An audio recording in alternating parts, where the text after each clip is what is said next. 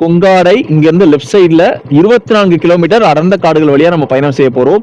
ஆனையெல்லாம் வருது பாத்துருக்கீங்க. ஆனைக்குள்ள மேலே ஒடிக்குது இப்ப.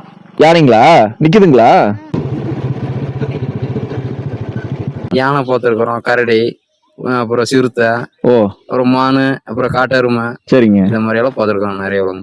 இந்த காட்டுல பாருங்க தனியா சர்வே பண்ணுறது ஓடுது பாருங்க காட்டுக்குள்ள.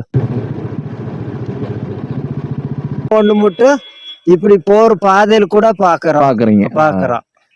போனாலுமே அது விதி முடிஞ்சிட்டு தூக்கிடும்.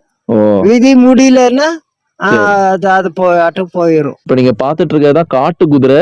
இந்த இடத்துல வந்து குதிரைகள் வந்து ரொம்ப ரொம்ப விசேஷமானது.